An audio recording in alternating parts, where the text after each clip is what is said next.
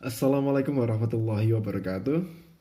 Pelaksanaan politik luar negeri Indonesia merupakan amanat paragraf keempat Preambule Undang-Undang Dasar tahun 1945 yang menyatakan bahwa pemerintah Indonesia harus turut serta dalam mewujudkan ketertiban dunia berdasarkan kemerdekaan, perdamaian abadi, dan keadilan sosial.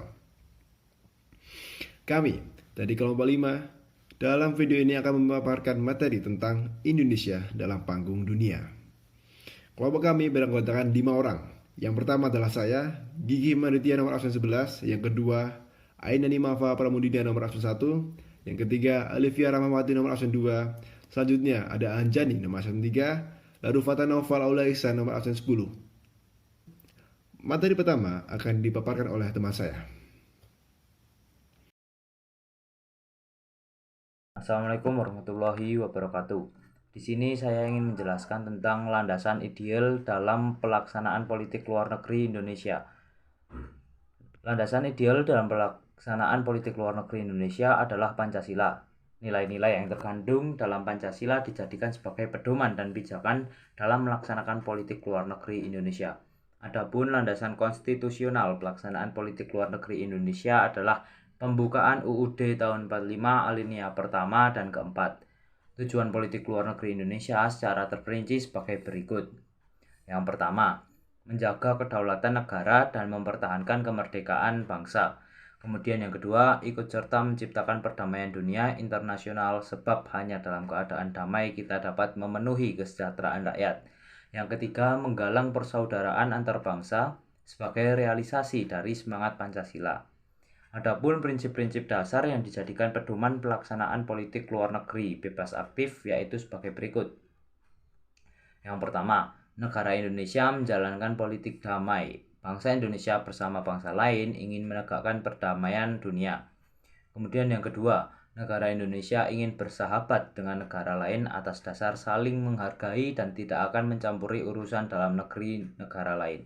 Yang ketiga, negara Indonesia menjunjung tinggi sendi-sendi hukum internasional. Dan yang terakhir, keempat, Indonesia membantu pelaksanaan keadilan sosial internasional dengan berpedoman pada piagam PBB. Agar prinsip bebas aktif dapat dioperasionalisasikan dalam politik luar negeri Indonesia, maka setiap periode pemerintahan menetapkan landasan operasional politik luar negeri Indonesia yang senantiasa berubah sesuai dengan kepentingan nasional. Sejak awal kemerdekaan sampai masa Orde Lama, landasan operasional dan politik luar negeri Indonesia bebas aktif sebagian besar dinyatakan melalui maklumat dan pidato-pidato Presiden Soekarno.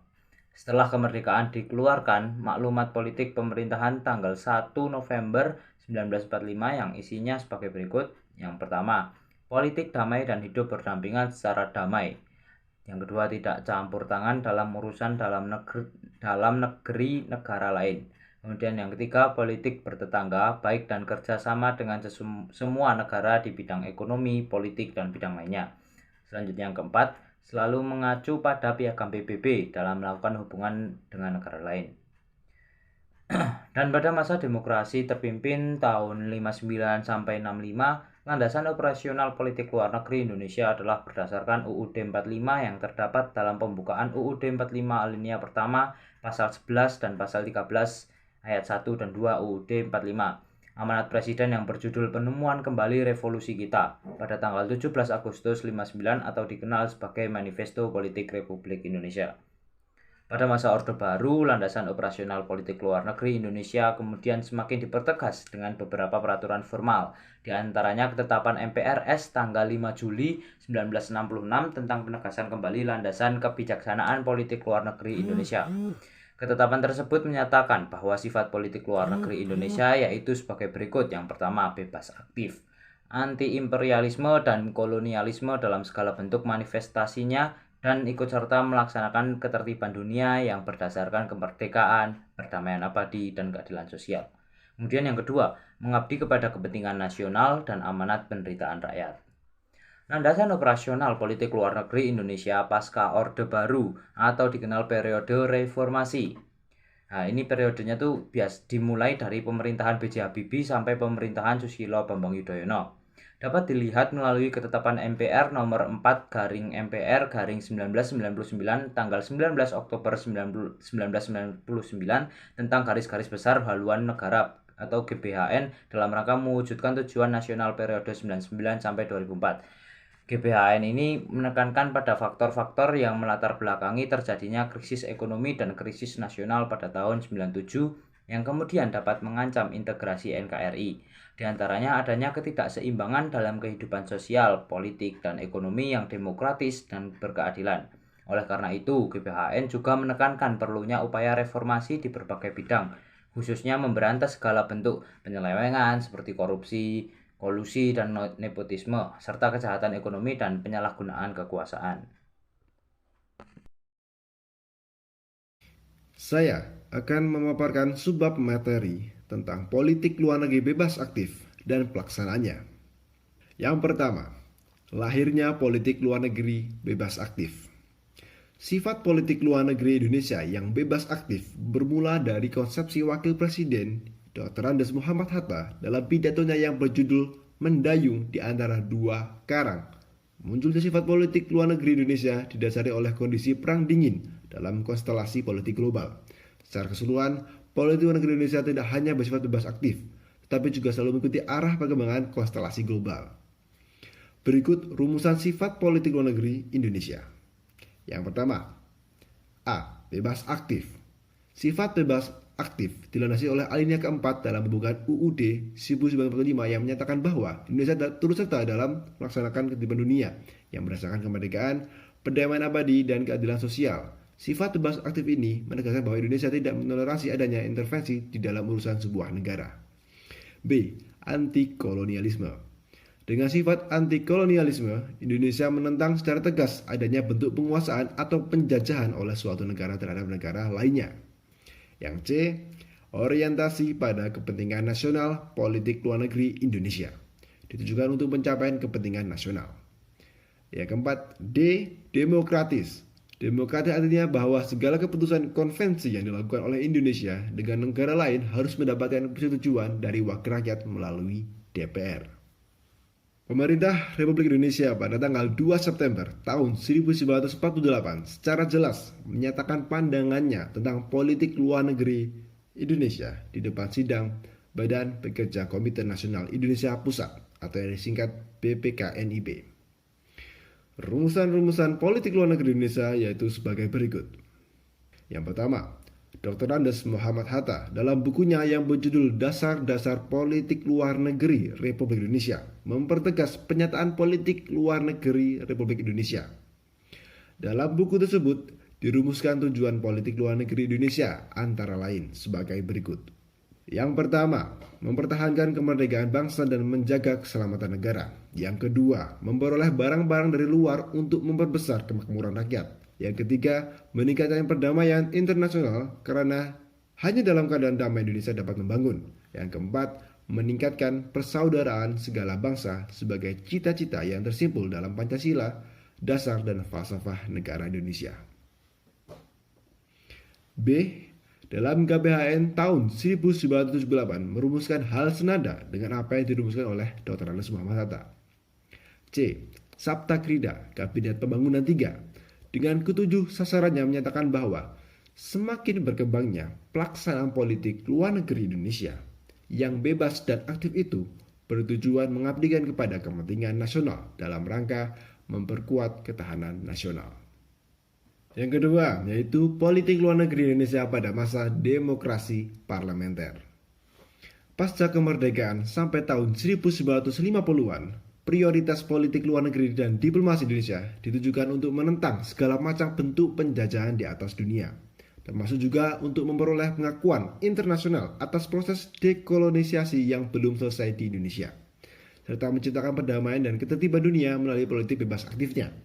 Sejak pertengahan tahun 1950-an, Indonesia telah memperkasai dan mengambil sejumlah kebijakan luar negeri yang sangat penting dan monumental seperti Konferensi Asia Afrika di Bandung pada tahun 1955. Selanjutnya, politik luar negeri Indonesia pada masa demokrasi terpimpin. Politik luar negeri Indonesia pada masa demokrasi terpimpin bersifat high profile yang diwarnai sikap anti-imperialisme dan kolonialisme yang tegas dan cenderung bersifat konfrontatif. Pada masa demokrasi terpimpin, politik luar negeri juga ditandai dengan usaha keras Presiden Soekarno membuat Indonesia semakin dikenal di dunia internasional melalui beragam konferensi internasional yang diadakan maupun diikuti Indonesia. Pada masa pemerintahan Presiden Soekarno, arah politik luar negeri Indonesia tidak mengarah pada dua kubu, baik blok barat maupun blok timur, serta tidak pula ke dalam kubu non-blok. Presiden Soekarno mengembangkan konsep bahwa pembagian blok di dalam konstelasi global pada saat itu terbagi menjadi dua bagian, yaitu Old Emerging Force (OLDEFO) dan New Emerging Force atau yang disingkat NEVO. OLDEFO adalah kekuatan negara-negara imperialis dan kolonialis barat, sedangkan NEVO adalah kelompok negara-negara komunis dengan beberapa negara baru di kawasan Asia dan Afrika, termasuk Indonesia. Pola diplomasi yang dilakukan oleh Indonesia dalam mengenalkan NEVO dan OLDEFO dilakukan oleh Presiden Soekarno di berbagai forum internasional seperti PBB. Salah satu elemen yang membangun konsepsi NEVO dan OLDEFO adalah pidato Presiden Soekarno dalam forum PBB pada tahun 1961 yang berjudul Membangun Dunia Kembali. Dari pidato inilah, kemudian Dewan Pertimbangan Agung melalui keputusan nomor 2 /KPTS/SD/1/1961 tertanggal 19 Januari tahun 1961 menyatakan bahwa garis-garis dasar politik luar negeri Republik Indonesia berdasar pada Undang-Undang Dasar 1945 dengan sifat anti-imperialisme dan anti-kolonialisme. Dalam kebijakan tersebut ditekankan pula bahwa tujuan politik luar negeri Indonesia adalah mengabdi pada perjuangan untuk kemerdekaan Indonesia, penuh mengabdi pada perjuangan bagi kemerdekaan nasional dari seluruh bangsa di dunia, serta mengabdi pada perjuangan untuk membela perdamaian dunia. Oleh karena Indonesia termasuk dalam kelompok NEVO, maka cenderung menjaga jarak dengan negara-negara blok barat dan menjalin hubungan dengan negara blok timur. Politik luar negeri NEVO-OLDEFO kemudian berkembang semakin radikal menjadi politik mercusuar dan politik poros melalui politik mercusuar. Indonesia mengadakan proyek-proyek besar yang menguras biaya besar. Maksud proyek tersebut adalah mengangkat Indonesia sebagai negara terkemuka atau dalam kurung menjadi mercusuar di kalangan NEVO. Proyek tersebut antara lain pembangunan kompleks olahraga Senayan dan penyelenggaraan Games of the New Emerging Force atau yang disingkat GANEVO atau pesta olahraga untuk negara-negara NEVO. Melalui politik poros, Indonesia mengadakan hubungan istimewa dengan negara Kamboja, Vietnam Utara, Cina, dan Korea Utara. Hubungan tersebut disebut poros Jakarta, Phnom Penh, Hanoi, Peking, Pyongyang. Selanjutnya, politik luar negeri Indonesia pada masa Orde Baru.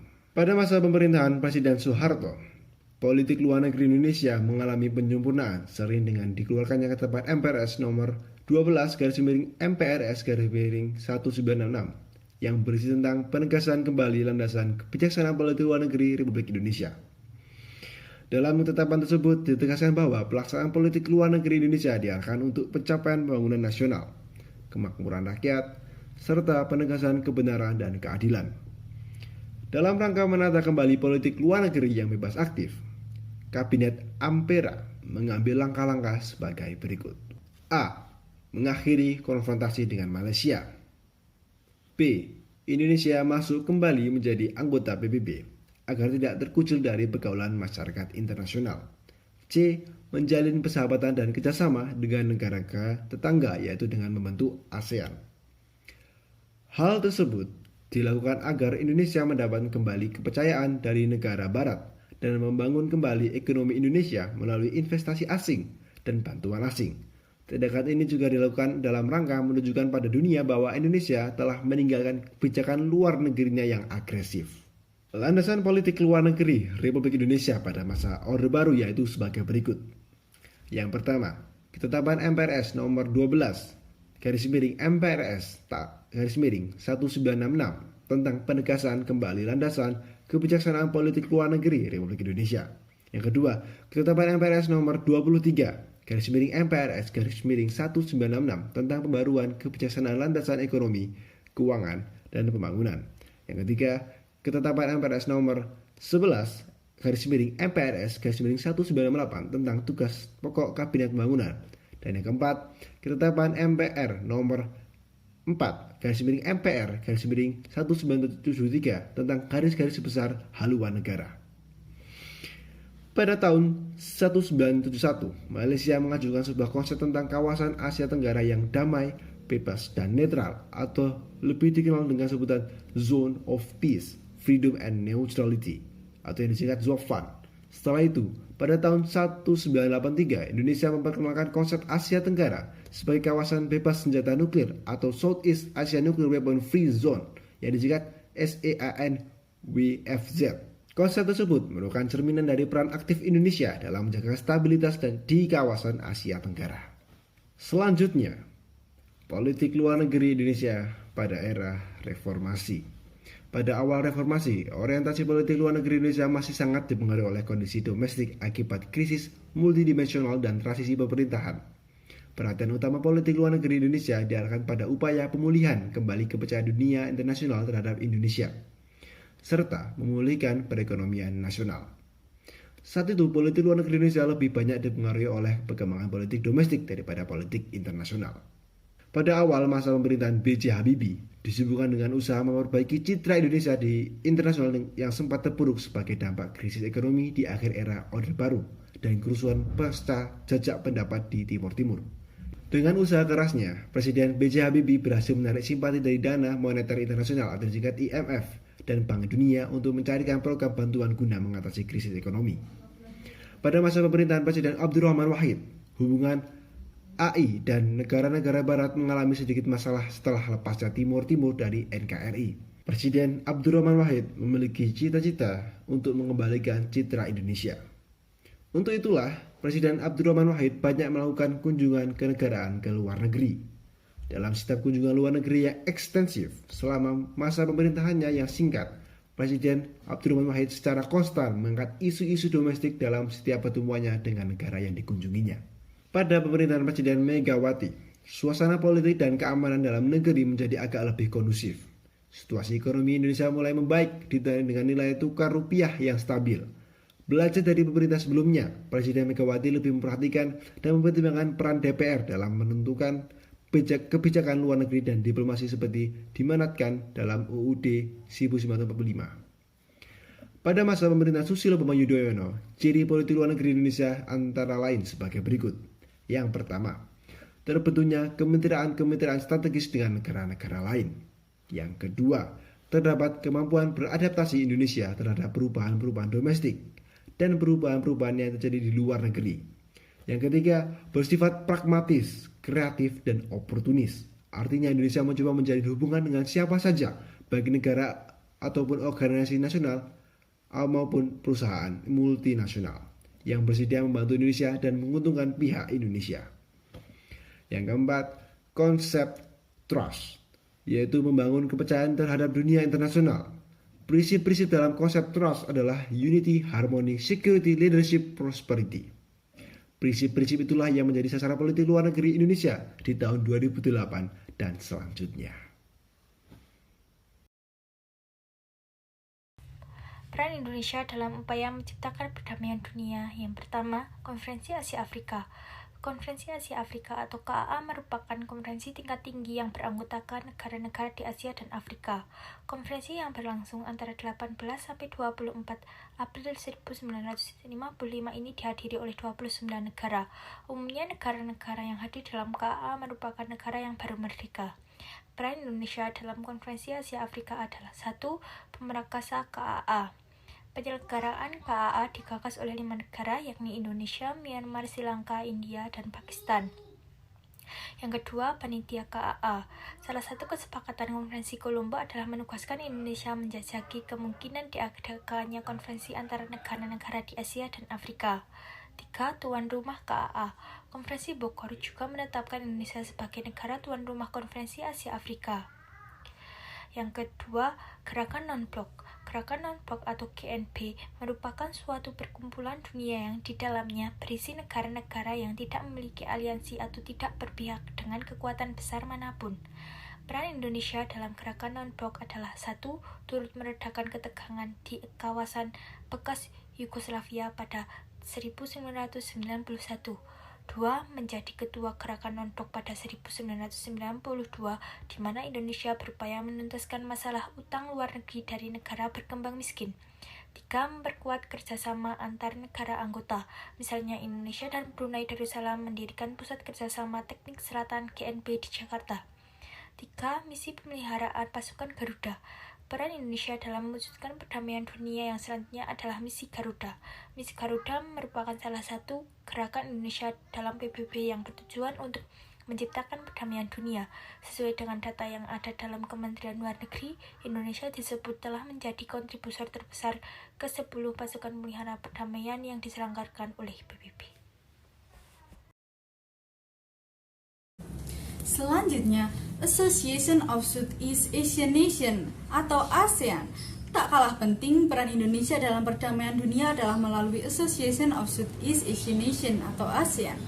Suatu perserikatan atau organisasi antar bangsa yang wilayahnya berada di kawasan Asia Tenggara. Negara Indonesia merupakan salah satu negara termasuk pemprakarsa berdirinya ASEAN. Hal ini melalui perwakilan Indonesia yakni Menteri Luar Negeri yang menandatangani Deklarasi Bangkok pada 1967. Selain itu, tentunya Indonesia juga memiliki peran tersendiri sebagai anggota ASEAN. Organisasi ini bertujuan untuk meningkatkan pertumbuhan ekonomi, kemajuan sosial, dan perkembangan budaya negara anggotanya, memajukan perdamaian dan kestabilan tingkat regional, serta meningkatkan kesempatan untuk membahas perbedaan di antara anggotanya dengan damai. Peran Indonesia dalam mewujudkan perdamaian di kawasan Asia Tenggara ini terlihat saat Indonesia membantu mewujudkan perdamaian konflik di Kamboja dan Vietnam. Indonesia ditunjuk oleh ASEAN sebagai pihak penengah dalam konflik tersebut.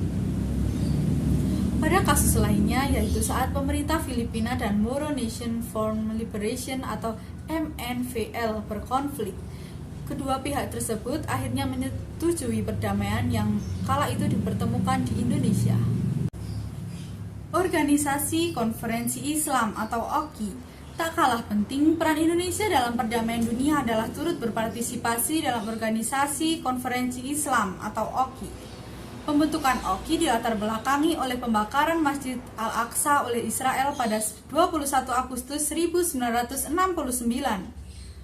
Peran Indonesia dalam OKI antara lain ikut upaya penyelesaian konflik antara pemerintah Filipina dengan Moro National Liberation Front atau MNLF. Indonesia mendukung kemerdekaan Palestina dengan ibu kota Yerusalem. Dukungan tersebut dibuktikan dengan hubungan diplomatik dengan Palestina pada 19 Oktober 1989. Indonesia juga memperjuangkan tentang penyelesaian masalah isu Islamofobia. Assalamualaikum warahmatullahi wabarakatuh. Perkenalkan, nama saya Anjani, nomor absen 3, akan mempresentasikan mengenai Deklarasi Juanda dan Jakarta Informal Meeting atau JM 1 dan 2. Deklarasi Juanda. Pemerintah pada tanggal 13 Desember 1957 menetapkan Deklarasi Juanda mengenai batas laut teritorial Indonesia. Deklarasi Juanda dicetuskan oleh Perdana Menteri Indonesia saat itu, yaitu Juanda Kartawijaya. Sebelum Deklarasi Juanda, wilayah negara Republik Indonesia mengacu pada Ordonansi Hindia Belanda 1939, yaitu Teritorial Zone and Maritime Kringan Ordonansi 1939 atau TZMKO. Dalam peraturan zaman Hindia Belanda ini, pulau-pulau di wilayah Nusantara dipisahkan oleh laut di sekelilingnya, dan setiap pulau hanya mempunyai laut di sekeliling sejauh 3 mil dari garis pantai.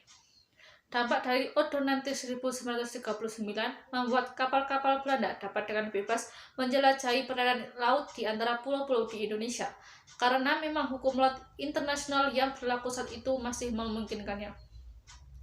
Pemikiran untuk mengubah Ordonansi 1939 dimulai pada tahun 1956. Pimpinan Departemen Pertahanan Keamanan RI mendesak para pemerintah untuk segera merombak hukum laut warisan kolonial yang secara nyata tidak menjamin keamanan wilayah Indonesia. Setelah 14 bulan, akhirnya berhasil menyelesaikan konsep RUU Wilayah Peran Indonesia dan Lingkungan Maritim yang menyatakan bahwa laut teritorial Indonesia ditetapkan dari 3 mil menjadi 12 mil. Pada 12 Maret 1980, dengan menggunakan dasar hukum internasional mengenai ekonomi eksklusif zone, pemerintah Indonesia juga mengumumkan peraturan tentang zona ekonomi eksklusif atau ZEE selebar 200 mil diukur dari garis dasar. Pada tahun 1983, pengumuman ini disahkan mengenai Undang-Undang RI Nomor 5/1983. Deklarasi Juanda selanjutnya diresmikan menjadi Undang-Undang Nomor 4/PRP/1960 tentang perairan Indonesia. Akibatnya, luas wilayah Republik Indonesia berganda 2,5 kali lipat. Dengan pengecualian Irian Jaya yang meluput wilayah Indonesia, tetapi waktu itu belum diakui secara internasional. Isi deklarasi Juanda adalah sebagai berikut. 1. Bahwa Indonesia menyatakan sebagai negara yang memiliki ciri khas dan corak tersendiri. 2. Bahwa Indonesia merupakan kepulauan yang membentuk satu kesatuan. 3. Ketentuan Ordonansi Belanda tahun 1939 dapat memecah belah keutuhan wilayah Indonesia. Selanjutnya adalah Jakarta Informal Meeting atau JM 1 dan 2. Salah satu negara yang memainkan peran signifikan dalam penyelesaian konflik Kamboja adalah Indonesia. Bermula dari awal tahun 1980-an, di mana konflik internal tengah mengalami eskalasi yang memprihatinkan. Indonesia semakin meningkatkan perhatiannya terhadap masalah yang terjadi di Kamboja. Pada tahun 1987, Indonesia memprakarsai Cocktail Party sehingga berhasil mendapatkan kesepakatan Chi-Binh City Understanding antara Menlu RI, Menlu Vietnam dan ditindaklanjuti dengan Jakarta Informal Meeting atau JM1. Indonesia memainkan peran sentral dalam upaya mediasi penyelesaian konflik internal di Kamboja ini. Perkembangan dari pembicaraan tersebut kemudian dilanjutkan melalui Jakarta Informal Meeting kedua atau JM2. Pertemuan pasca JM1 dan 2 mulai melibatkan negara-negara di luar ASEAN yang menunjukkan bahwa upaya untuk mencapai perdamaian di Kamboja telah mencapai tingkat internasional. Melalui kesepakatan yang dicapai pada Konferensi Internasional Paris atau Paris International Conference, dihasilkan suatu kerangka kerja PBB, yaitu dibentuknya Supreme National Council of Cambodia atau SNC. Kemudian, guna mencapai suatu dokumen akhir tentang penyelesaian damai yang menyeluruh terhadap konflik Kamboja, digelarlah Informal Meeting on Cambodia atau IMC 1 dan 2 di Jakarta. Akhirnya, setelah melalui proses perundingan yang panjang, maka pada tanggal 23 Oktober 1991 digelarlah Paris International Conference on Cambodia di bawah pimpinan ketua bersama atau co-chairman Indonesia dan Prancis yang memberi hasil ditandatanganinya dokumen perjanjian Paris. Sekian, terima kasih. Demikianlah pemaparan materi dari kami. Atas kekurangan dan kelebihannya, kami mohon maaf. Wassalamualaikum warahmatullahi wabarakatuh.